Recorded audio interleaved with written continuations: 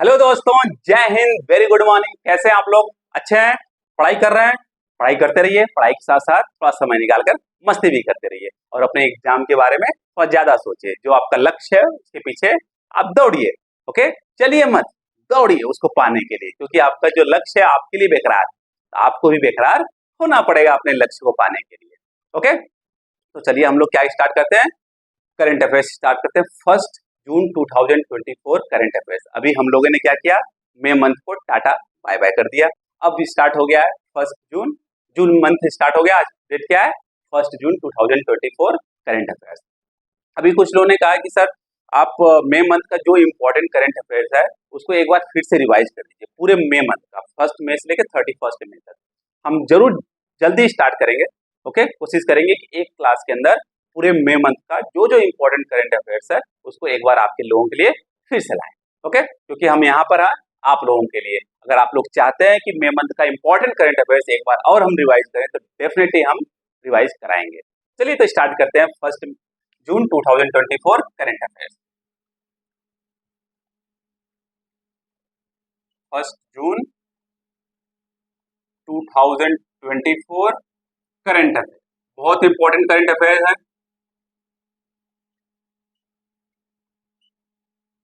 बहुत ज्यादा important current affairs है। प्लीज तो लास्ट तक आप लोग बने रहिएगा।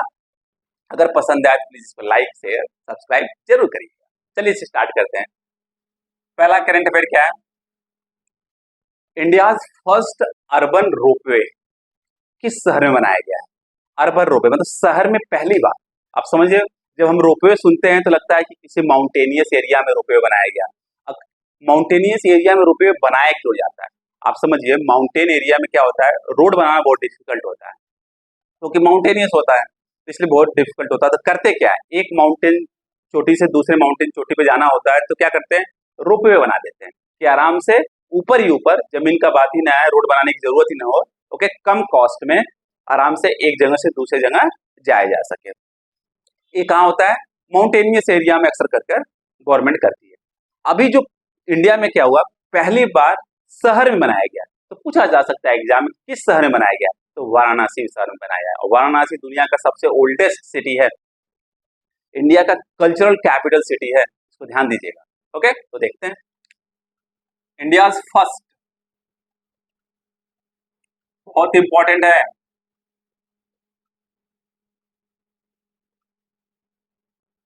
अर्बन रोपवे कहाँ बनाया गया?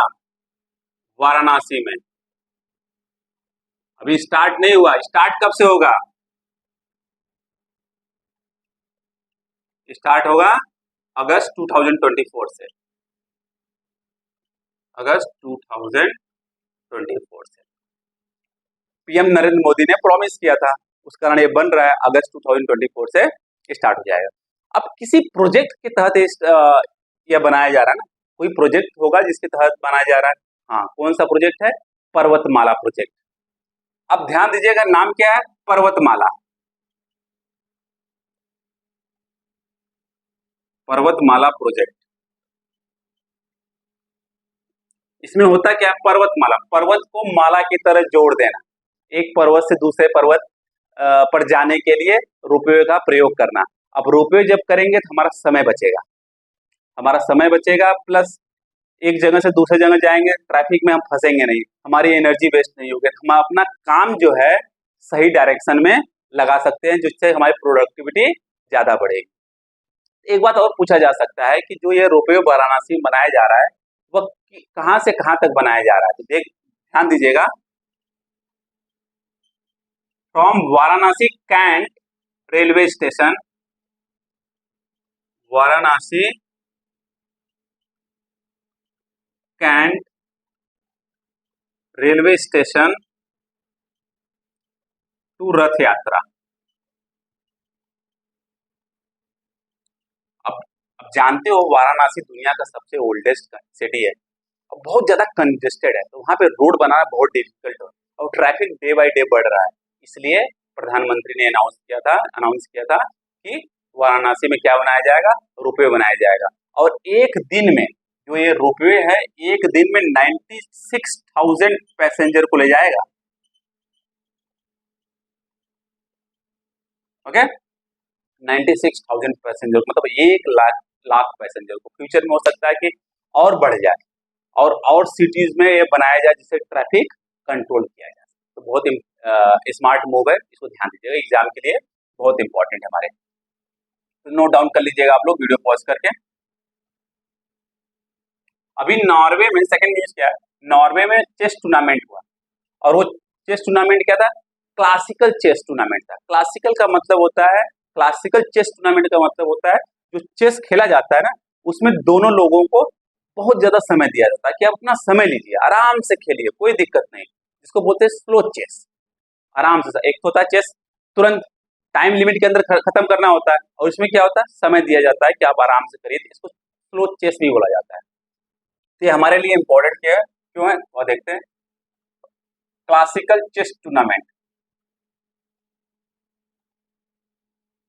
Chess tournament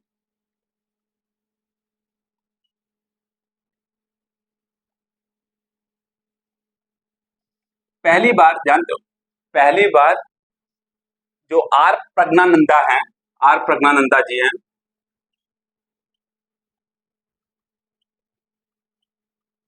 are Praggnanandhaa ji defeat किए हैं first time classical chess tournament में डिफीट किए हैं किसको, मैग्नस कार्लसेन को, मैग्नस कार्लसेन को पहली बार डिफीट किए हैं, इसलिए हमारे लिए इंपॉर्टेंट हो जाता है। कौन, आर प्रज्ञानंदा जी जो है मैग्नस कार्लसेन को क्लासिकल चेस टूर्नामेंट में फर्स्ट टाइम डिफीट किए हैं, इसलिए हमारे लिए बहुत ज्यादा इंपॉर्टेंट हो जाता है। और इनकी जो बहन है आर प्रज्ञानंदा जी की जी का आर वैशाली, ये भी नॉर्वे जो नॉर्वे चेस टूर्नामेंट हुआ उसमें जीत हासिल की। तो भाई और बहन दोनों तूफान मचा रहे हैं, बहुत अच्छे खेलते हैं। और जो आर वैशाली जी हैं वह 84th चेस ग्रैंड मास्टर भी हैं, 84th चेस ग्रैंड मास्टर भी हैं, हम लोग कुछ समय पहले डिस्कस कर चुके हैं ग्रैंड मास्टर, समझ में आ गया। तो आर प्रज्ञानंदा जी किसको हराए हैं, मैग्नस कार्लसेन को। नोट डाउन कर लीजिए, बहुत इंपॉर्टेंट न्यूज है। Okay,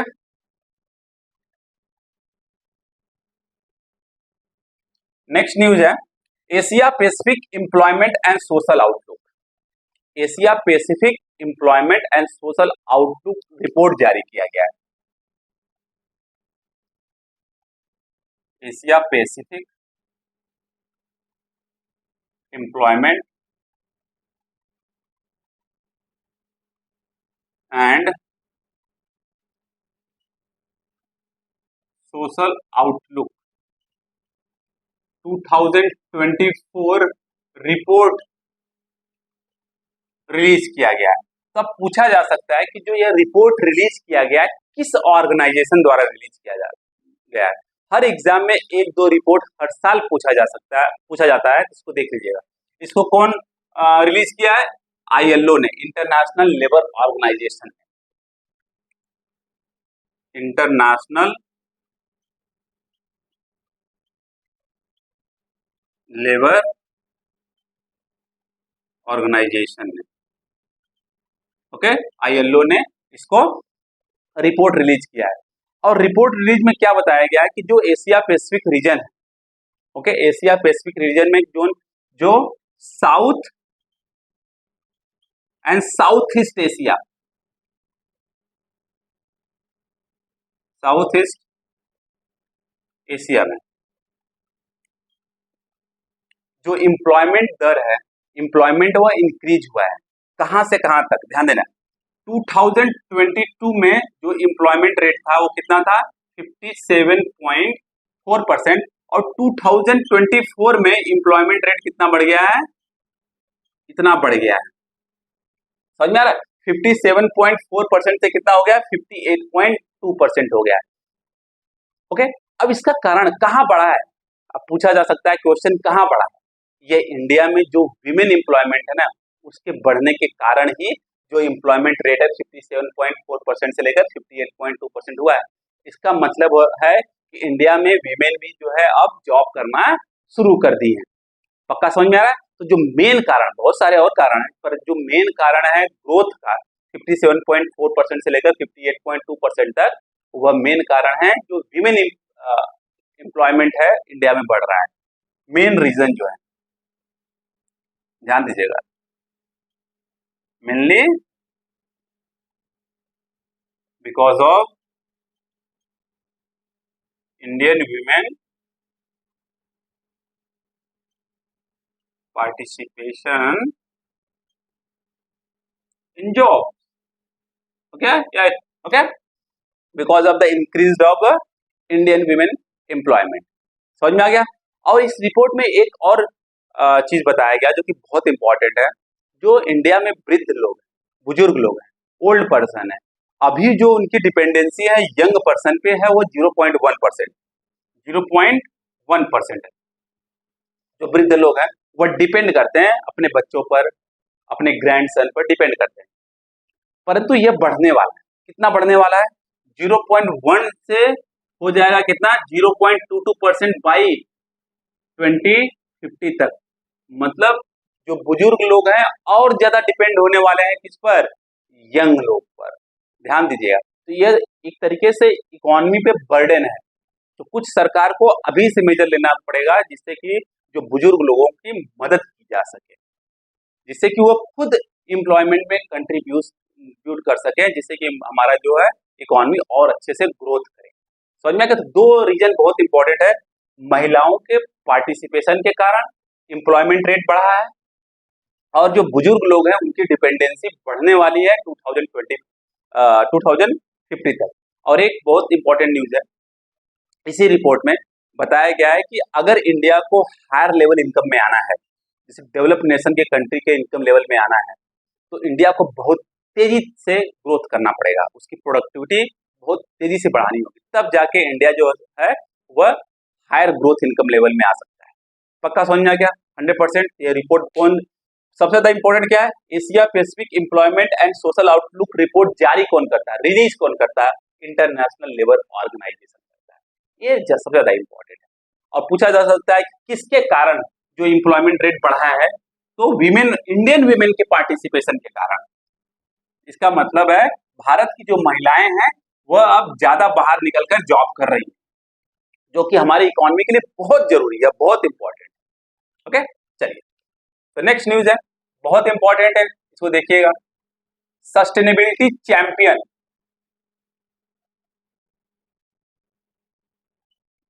sustainability champion editor choice,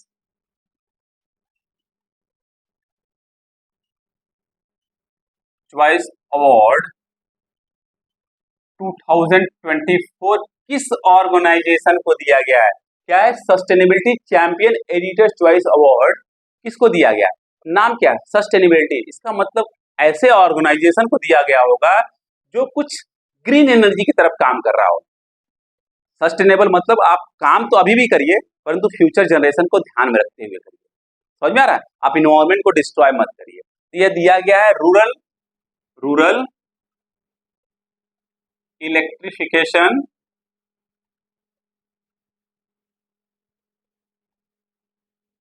corporation को दिया, REC को दिया गया। यह एक महारत्न कंपनी है, गवर्नमेंट की महारत्न कंपनी है। अभी कितने महारत्न हैं इंडिया में? 13 महारत्न का कंपनी है, जिसमें से 12th महारत्न कंपनी बनी थी, रूरल इलेक्ट्रिफिकेशन कॉरपोरेशन। जो REC है, REC का काम क्या है? पहली बात, इसको यह जो अवार्ड है वो क्यों दिया गया?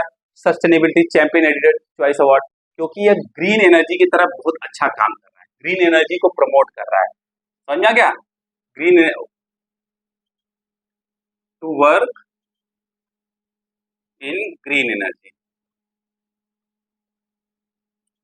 ग्रीन एनर्जी की तरफ ज्यादा अच्छे से काम कर रहे हैं इसलिए। अब ग्रीन एनर्जी का मतलब क्या है? जैसे सोलर एनर्जी की तरफ, विंड एनर्जी की तरफ, हाइड्रोजन एनर्जी की तरफ, इसके तरफ ज्यादा काम कर रहा है, इसलिए इसको sustainability championship editor choice award दिया गया 2024।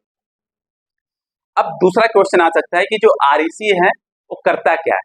मान लो जो इलेक्ट्रिसिटी जनरेट होता है इंडिया में, उसके लिए प्रोजेक्ट आता है, ओके। तो अब उस प्रोजेक्ट को फाइनेंस करने के लिए या उस प्रोजेक्ट को प्रमोट करने के लिए कोई चाहिए हो, तो जो आरईसी है वो क्या करती है, फाइनेंस करती है, पैसा देती है और प्रोजेक्ट को प्रमोट करती है।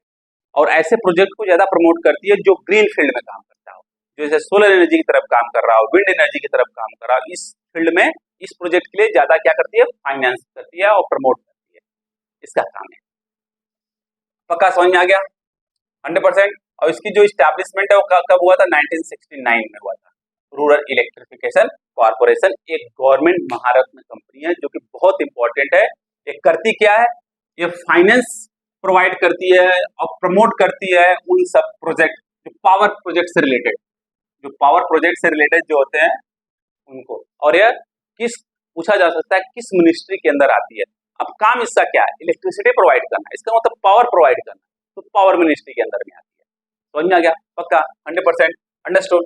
If you have any problem please ask, whatever problem you have please write it down in the comment box, definitely I am going to answer it in the next class। Next क्या है, Colombo process. Colombo process, अभी Colombo process के chairman बनाए गए हैं। कौन बनाया गया है, कौन सा ऐसा देश है जिसको कोलंबो प्रोसेस का चेयरमैन पोस्ट दिया गया है। अब उससे पहले एक क्वेश्चन आता है कि जो कोलंबो प्रोसेस है वो है क्या, जान लेते हैं। कोलंबो प्रोसेस, अब ये न्यूज इसलिए इंपॉर्टेंट है, मैं आपको इसलिए बता रहा हूँ क्योंकि इसका जो चेयरमैन जो पोस्ट है वो इंडिया को दिया गया है 2024 से लेकर 2026 तक, इसलिए हमारे लिए ये न्यूज इंपॉर्टेंट जाता है। अब कोलंबो प्रोसेस क्या है, कोलंबो प्रोसेस मान एक तरीके से क्या है, एक ग्रुप है जो 2003 में बनाया गया था। किस लिए बनाया गया था, इस कोलंबो प्रोसेस में 12 मेंबर्स हैं, 12 मेंबर कंट्री हैं। कौन, इंडिया, श्रीलंका, बांग्लादेश, थाईलैंड, ये सब कंट्री हैं जो साउथ और साउथ ईस्ट एशिया के रीजन में रहने वाले लोग, south and south east Asia. अब इसमें होता क्या है, कोलंबो प्रोसेस बनाया क्यों गया है, मान लो जैसे इंडिया के जो वर्कर्स हैं वो विदेशों में जाके काम करते हैं, यूरोप में काम करते हैं, अमेरिका में काम करते हैं, उनको कुछ वहां पे परेशानी आती है, तो उनको उनके परेशानी को सही करना, उनके परेशानी को खत्म करना, उनके लिए अच्छा इन्वायरमेंट बना के रखना, उसके लिए कोलंबो प्रोसेस बनाया गया था। मतलब कोलंबो प्रोसेस किसके लिए बनाया गया था, माइग्रेंट वर्कर्स के लिए। और जो माइग्रेंट वर्कर्स हैं उसको लीगल तरीके से बढ़ावा दिया जा सके, वर्कर को सेफ्टी प्रोवाइड किया जा सके, इसलिए बहुत इंपॉर्टेंट है। इंडिया के लिए तो बहुत ज्यादा इंपॉर्टेंट है क्योंकि इंडिया में जो रेमिटेंस है, रेमिटेंस लगभग 111 बिलियन डॉलर इस साल आया है। और रेमिटेंस क्या होता है, जो इंडियन वर्कर्स हैं, जो इंडिया के सिटीजन हैं, वो जो बाहर जाके विदेशों में काम करते हैं वहां से अपने घर को पैसा भेजते हैं, तो ये हमारे इकोनॉमी में बहुत ज्यादा कंट्रीब्यूट करता है, इसलिए हमारे लिए बहुत इंपॉर्टेंट है। हमारे लिए ये भी देखना जरूरी है कि किस तरीके से हमारे जो सिटीजन हैं जो कि विदेशों में जाके काम करते हैं उनको सेफ्टी सिक्योरिटी प्रोवाइड की जा सके, इसलिए कोलंबो प्रोसेस बनाया गया था 2003 में। और अभी ये न्यूज इसलिए है, ये न्यूज में इसलिए है क्योंकि इसका जो चेयरमैन पोस्ट है वो इंडिया को दिया गया है, चेयरमैन से।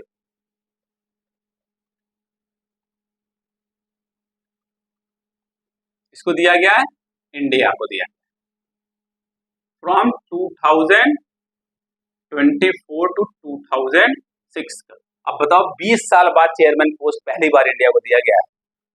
इसका जो ऑब्जेक्टिव है, एम है, वो क्या है, to promote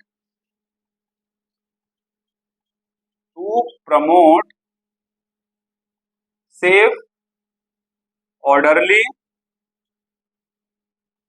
and legal migration.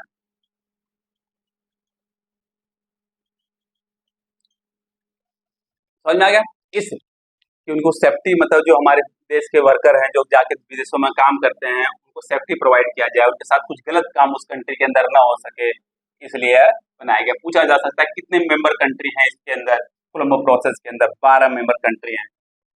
Okay, no problem. 100%। Next question है, मतलब नेक्स्ट न्यूज है।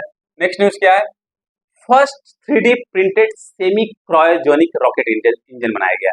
सेमी क्रायोजेनिक रॉकेट इंजन बनाया। सेमी क्रायोजेनिक क्या होता है? सेमी क्रायोजेनिक ये होता है कि अब इसमें, अब रॉकेट इंजन है तो रॉकेट इंजन को चलाने के लिए फ्यूल चाहिए।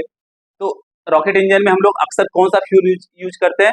हाइड्रोजन फ्यूल यूज करते हैं। बट जो सेमी क्रायोजेनिक इंजन है, सेमी क्रायोजेनिक रॉकेट इंजन जो है, इसमें क्या यूज करते हैं? Refined kerosene. अब हाइड्रोजन फ्यूल के जगह पे रिफाइंड केरोसिन यूज करते हैं। ध्यान दीजिएगा, कौन सा ऑयल यूज करेंगे? रिफाइंड केरोसिन यूज करते हैं। पक्का समझ में आ गया? तो ये न्यूज में क्यों है कि जो वर्ल्ड का world first 3D printed 3D printed semi cryogenic rocket engine बनाया गया है। सेमी क्रायोजेनिक रॉकेट इंजन पहला 3D प्रिंटेड है। ध्यान दीजिएगा। अब 3D प्रिंटेड से क्वेश्चन आ सकता है कि सर 3D प्रिंटेड क्या है? मान लो कि क्या होता है, सॉफ्टवेयर के सहायता से 3D इमेज उसका बनाया जाता है। फिर जो 3D प्रिंटेड टेक्निक्स है उसके सहायता से उसका छोटा सा मिनिएचर बनाया जाता है, छोटा सा स्ट्रक्चर बनाते हैं। फिर उसके बाद मेटल या प्लास्टिक का यूज करके रॉकेट, मतलब जो भी चीज बनाना है, इसमें क्या है, रॉकेट बनाया गया। समझ में आया? पहले सॉफ्टवेयर की सहायता से उसका इमेज बनाया गया, इमेज बन के तैयार हो गया। अब उस इमेज का छोटा सा आर्किटेक्चर बनाया गया जिसको हम लोग बोलते हैं मिनिएचर, छोटा सा। फिर उसके बाद 3D प्रिंटेड जो मशीन होती है उसके सहायता से यह रॉकेट बनाया गया। पक्का समझ में आ गया? और ये दुनिया का पहला ऐसा रॉकेट है जो 3D प्रिंटेड बनाया गया है। कौन बनाया है? इंडियन प्राइवेट कंपनी ने बनाया है। इसलिए हमारे लिए न्यूज बहुत इंपॉर्टेंट है। इंडियन प्राइवेट कंपनी ने बनाया। और इसका नाम क्या है? इसका नाम भी बहुत खतरनाक है, अग्निबाण। अग्निबाण, ओके, सॉर्टेड, अग्निबाण सॉर्टेड 01 इसका नाम है। किसके द्वारा बनाया गया है? बाई अग्निकुल कॉस्मोस द्वारा। बाई अग्निकुल कॉस्मोस कंपनी है उसके द्वारा, प्राइवेट कंपनी है, इंडियन प्राइवेट कंपनी, ध्यान देना, इंडियन प्राइवेट कंपनी है। Agnikul Cosmos Indian private company है जिसके द्वारा अग्निबाण सॉर्टेड 01 रॉकेट बनाया गया है। उस रॉकेट की खासियत यह है कि यह दुनिया का पहला 3D printed semi cryogenic rocket है।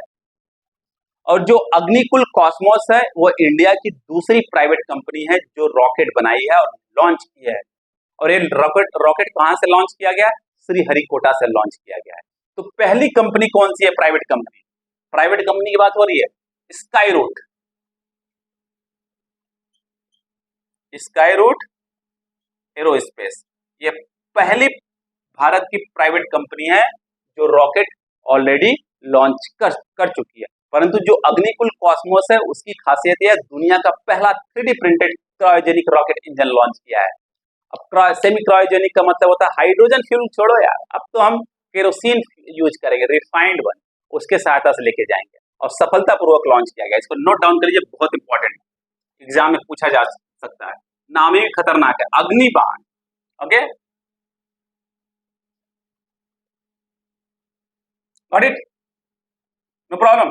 Rudra M2, Rudra M2 missile सफलतापूर्वक टेस्ट किया गया है बाय DRDO। तो देखते हैं,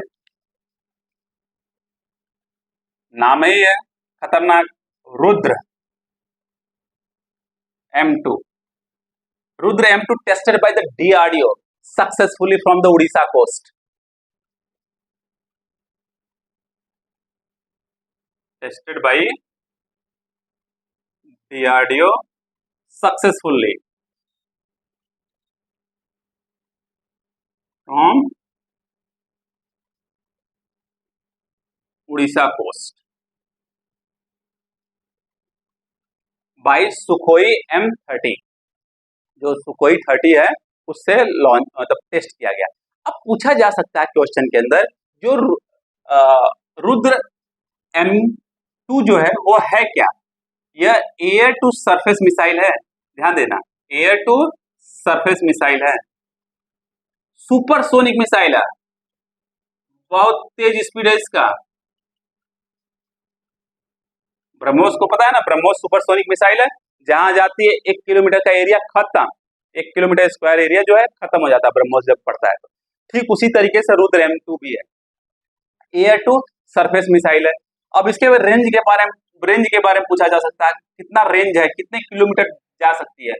300 किलोमीटर से लेकर 350 किलोमीटर तक मारक क्षमता इसका है। और कितनी हाइट तक जा सकती है?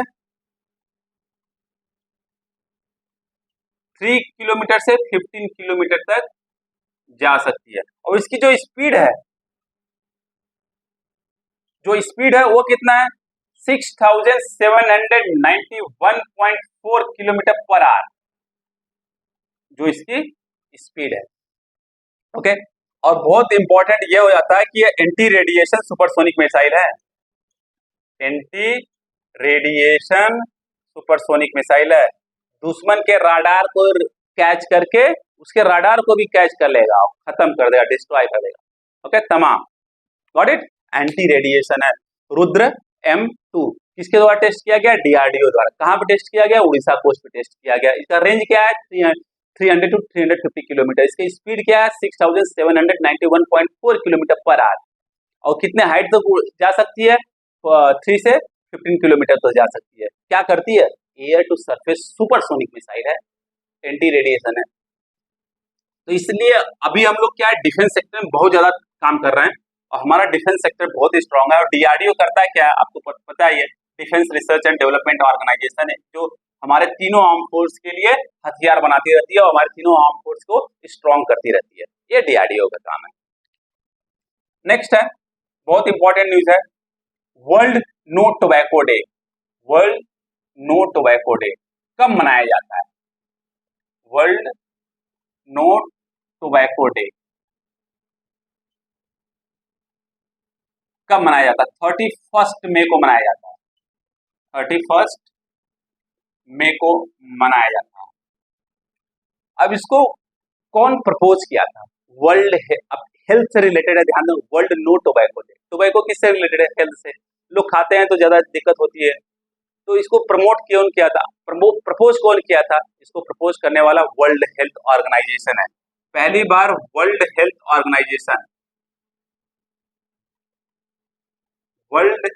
ऑर्गेनाइजेशन ने प्रपोज किया था। कब? प्रपोज इन 1987 में, 1987 में। और पहली बार मनाया कब गया था? फर्स्ट टाइम मनाया कब गया था? 1988 में मनाया गया था। और सबसे ज्यादा इंपॉर्टेंट क्या है, इस साल की इसकी जो थीम है, जो इसकी थीम है, ऐसे रिपोर्ट की जो थीम होते हैं ना, वो बहुत इंपॉर्टेंट होते हैं हमारे लिए। World no tobacco day theme जो है वो बहुत इंपॉर्टेंट है, ध्यान दीजिएगा इसको। Protecting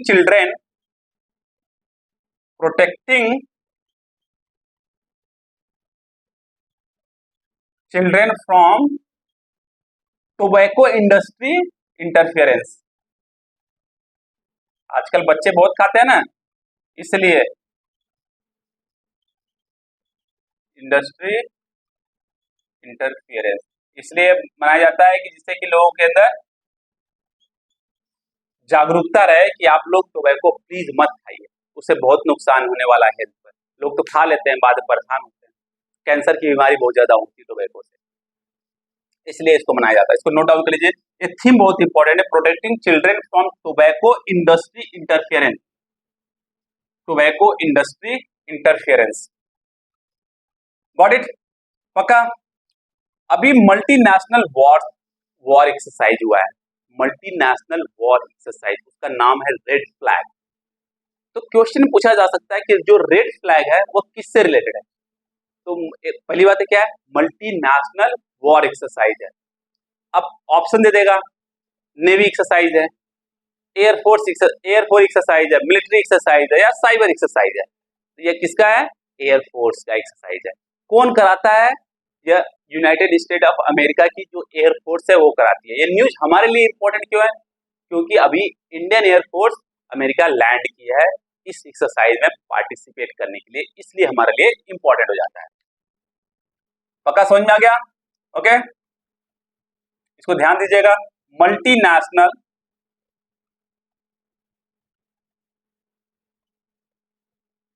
war exercise,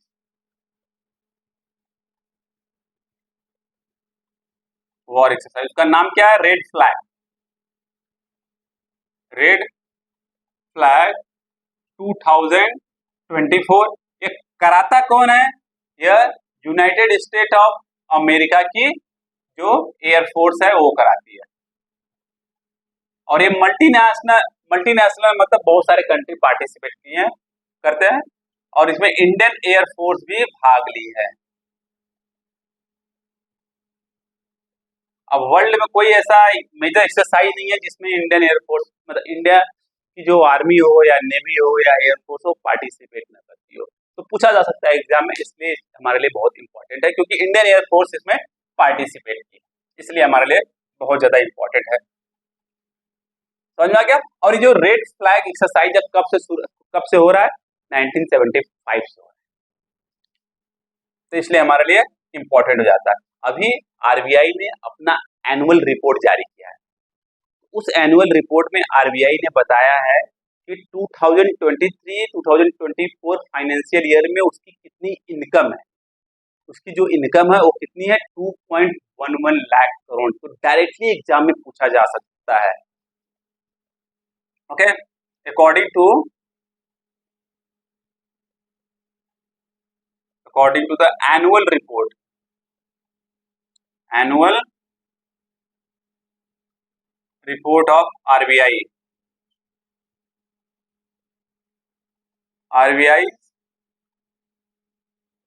income, okay, net income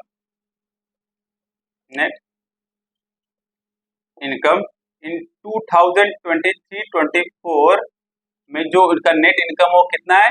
2.11 lakh crore. 2.11 lakh crore है।